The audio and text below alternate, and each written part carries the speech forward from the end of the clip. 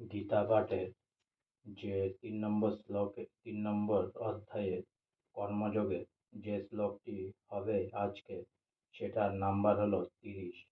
মহি সর্বাণি কর্মাণি song নস্যাদ্দত্ত চেতস্যা নিরাশি নিমম ভূত্তা যুদ্ধস্য বিগতজর। মহি মানে আমাকে, সর্বাণি মানে সর্বপ্রকার, কর্মাণি মানে কর্ম, সং নস্য মানে সমর্পণ করে, অধ্যাত্ম মানে আত্মনিষ্ঠ, চেতসা মানে চেতনার দ্বারা, নিরাশি মানে নিষ্কাম, নিমম মানে মমতা শূন্য, ভূতা মানে হয়ে, যুদ্ধস্য মানে যুদ্ধ কর, বিগত জ্বর মানে শোক শূন্য হয়ে। অনুবাদ: অতএব হে অর্জুন, অধ্যাত্ম চেতনা সম্পন্ন হয়ে তোমার সমস্ত কর্ম আমাকে সমর্পণ করো এবং মমতা শূন্য, নিষ্কাম ও শোকশূন্য হয়ে তুমি যুদ্ধ করো। তাৎপর্য: এই শ্লোকে স্পষ্টভাবে ভগবদ্গীতার উদ্দেশ্য বর্ণনা করা হয়েছে। এখানে ভগবান আদেশ করছেন যে সম্পূর্ণভাবে ভগবৎ চেতনায় উদ্ধত হয়ে কর্তব্য কর্ম করে যেতে হবে। সৈনিকেরা যেমন গভীর নিষ্ঠা ও শৃঙ্খলার সঙ্গে তাদের কর্তব্য কর্ম করে, মানুষের কর্তব্য হচ্ছে ঠিক তেমনভাবে ভগবানের সেবা করা।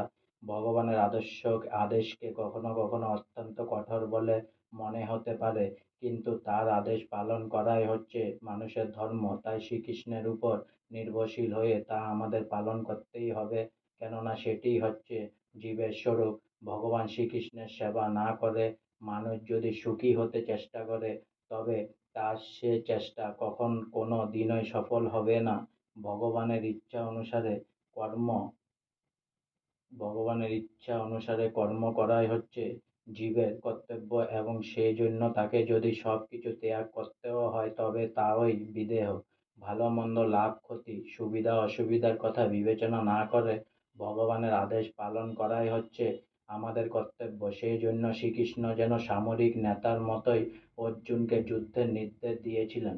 অর্জুনের পক্ষে সে নির্দেশ যাচাই করার কোনো পথ ছিল না, তাই সেই নির্দেশ মানতেই হয়েছিল। ভগবান হচ্ছেন সমস্ত আত্মার আত্মা, তাই নিজের সুখ সুবিধার কথা বিবেচনা না করে যিনি সম্পূর্ণভাবে পরমাত্মার উপর নির্ভরশীল, অথবা পক্ষান্তরে যিনি সম্পূর্ণরূপে কৃষ্ণ ভাবনাময়, তিনি হচ্ছেন অধ্যাত্ম চেতা নিসারী, মানে হচ্ছে ভূত। যখন প্রভুর সেবা করে তখন সে কোনো কিছুর আশা করে না।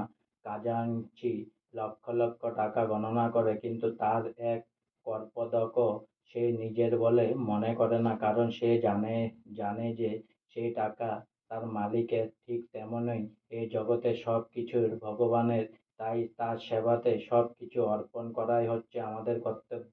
আমরা যদি তা করি তাহলে আমরা ভগবানের যথার্থ ভৃত্য হতে পারি, তাহলেই আমাদের জন্ম সার্থক হয় এবং আমরা পরম শান্তি লাভ করতে পারি। সেটি হচ্ছে মহি, অর্থাৎ আমাকে কথাটির প্রকৃত তাৎপর্য। কেউ যখন এ প্রকার কৃষ্ণ ভাবনাময় হয়ে কর্ম করে, তখন নিঃসন্দেহে সে কোনো কিছুর উপর মালিকানা দাবি করে না। এ মনোবৃত্তিকে বলা হয় নিমম্ম, অর্থাৎ কোনো কিছুরই আমার নয়। ভগবানের এই কঠোর নির্দেশ পালন করতে যদি আমরা অনিচ্ছা প্রকাশ করি, যদি আমরা আমাদের তথাকথিত আত্মীয় স্বজনদের মায়ায় আবদ্ধ হয়ে ভগবানের নির্দেশকে অবজ্ঞা করি, তবে তা মূঢ়তারই নামান্তর। এই বিকৃতি মনোবৃত্তি ত্যাগ করা অবশ্যই কর্তব্য। এভাবে মানুষ বিগত জ্বর অর্থাৎ শোক শূন্য হতে পারে। গুণ ও কর্ম অনুসারে প্রত্যেকেরই কোনো না কোনো বিশেষ কর্তব্য আছে, এবং কৃষ্ণ ভাবনায় উদ্যত হয়ে সে কর্তব্য সম্পাদন করা প্রত্যেকের কর্তব্য। এ ধর্ম আচরণ করার ফলে আমরা জড় জগতের বন্ধন থেকে মুক্ত হতে পারি। আজকে আমার গীতা পাঠের ৩ নম্বর অধ্যায়ের কর্মযোগের ৩০ নম্বর শ্লোক এখানেই সমাপ্ত হলো। তাই অনেক অনেক সাবস্ক্রাইব করুন, অনেক অনেক লাইক করুন, আর সঙ্গে বলুন হরে কৃষ্ণ কৃষ্ণ কৃষ্ণ হরে হরে, হরে রাম রাম রাম হরে হরে। অনেক অনেক ভালো থাকুন, অনেক অনেক সুস্থ থাকুন, অনেক অনেক আনন্দে থাকুন, অনেক অনেক হেল্প করতে থাকুন ভালো মানুষদেরকে, আর সঙ্গে বলুন রাধে রাধে, হরে কৃষ্ণ।